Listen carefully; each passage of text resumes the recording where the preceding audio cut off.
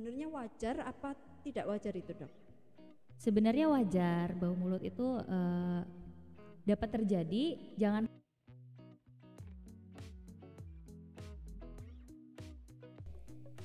Assalamualaikum warahmatullahi wabarakatuh. Waalaikumsalam warahmatullahi wabarakatuh.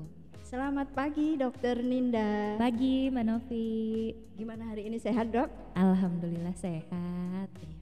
Selamat pagi juga pemirsa. Hari ini ketemu lagi biasa dengan saya Novi Kurniasih, bagian promosi kesehatan Puskesmas Cilacap Utara 1 dan Dokter Ninda. Kali ini kali kedua kita ketemu di podcast membahas tentang kesehatan gigi. Kalau untuk hari ini apa yang akan kita bahas, Dok?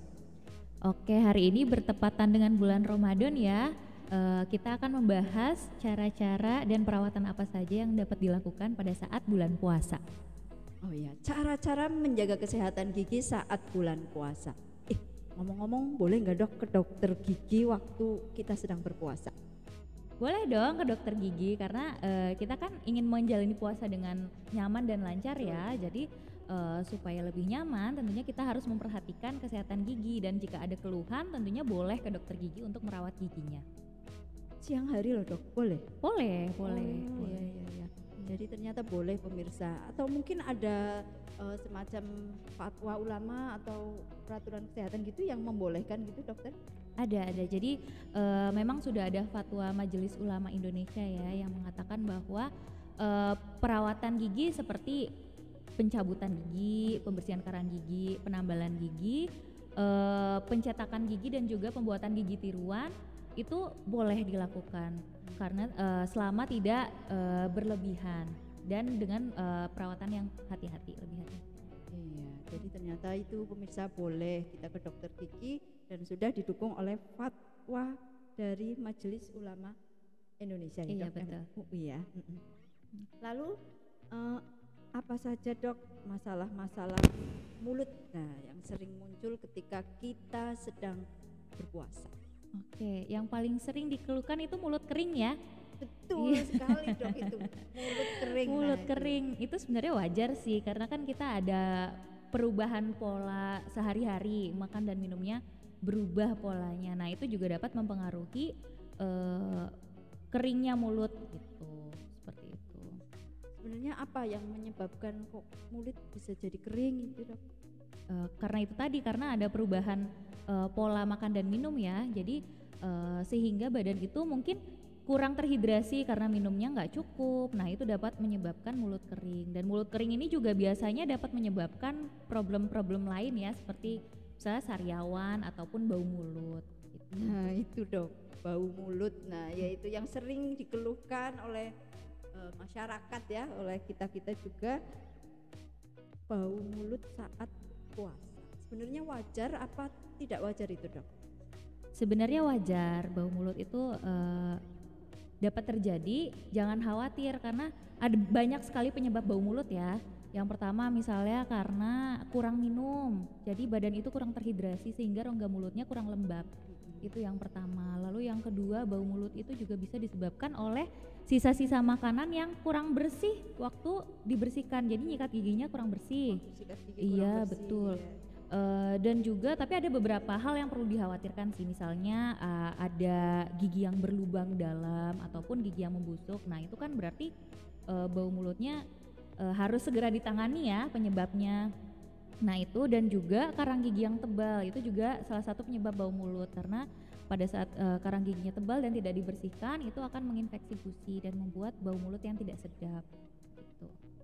Nah, jadi apa aja, Dok, yang harus kita lakukan untuk menjaga kesehatan mulut kita saat kita menjalani ibadah puasa di bulan suci Ramadan ini?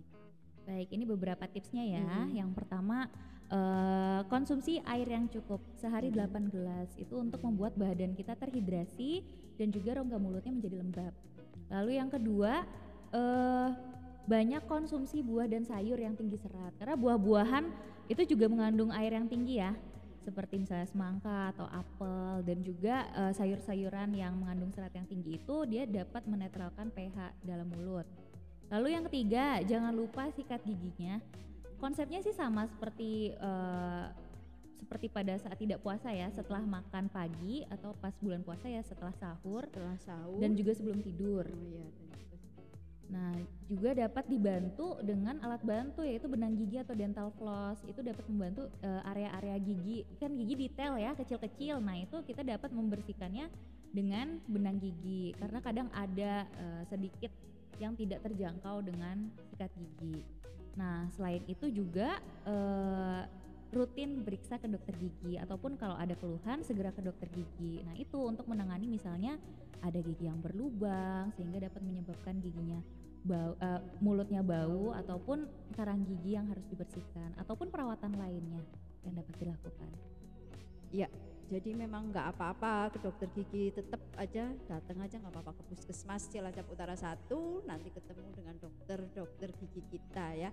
Ada 4 dokter yang siap melayani Bapak Ibu semua. Terakhir ya dok ya. Ya. Ada tidak sih yang bisa kita pilih dari pasta gigi dok, pasta gigi ataupun obat kumur nih, apa yang bisa kita pilih? Oke, kalau pasta gigi sih apa aja ya, kebanyakan mayoritas merek di Indonesia ini pasta gigi sudah mengandung fluoride karena yang penting itu pasta gigi mengandung fluoride. Kalau giginya sensitif ya silahkan cari pasta gigi yang khusus gigi sensitif, biasanya itu juga sudah mengandung fluoride. Itu untuk pasta gigi. Kalau obat kumur hanya digunakan pada kondisi-kondisi tertentu, misalnya pada saat sariawan dan tidak digunakan dalam jangka panjang. Dan juga jangan memilih yang ada alkoholnya karena itu akan menyebabkan mulut kering. Begitu. Dan juga kalau penggunaan obat kumur jangka panjang itu malah membuat mulut kering. Jadi kalau menggunakan obat kumur ya sesekali saja. Siap dok ya. Ternyata obat kumur itu justru disarankan kondisi-kondisi tertentu aja ya dok. Iya, ya. Betul. Nggak usah setiap hari ya. Iya. Padahal kalau baru kumur rasanya seger ya. banget dok. Ternyata malahan bisa. Iya, kalau jangka panjang ya Mbak ya, setiap harinya jangka panjang ya jelas akan membuat mulutnya kering. Menjadi kering ya. Ya, terima kasih sekali Dokter Ninda atas informasinya. Pemirsa jangan lupa tonton terus podcast di channel YouTube Puskesmas Cilacap Utara 1 dan jangan lupa subscribe, like dan komen podcast kami dan semoga semua yang kita lakukan bisa menjadi ibadah kita bersama-sama di bulan suci Ramadan ini. Terima kasih. Wassalamualaikum warahmatullahi wabarakatuh. Waalaikumsalam warahmatullahi wabarakatuh.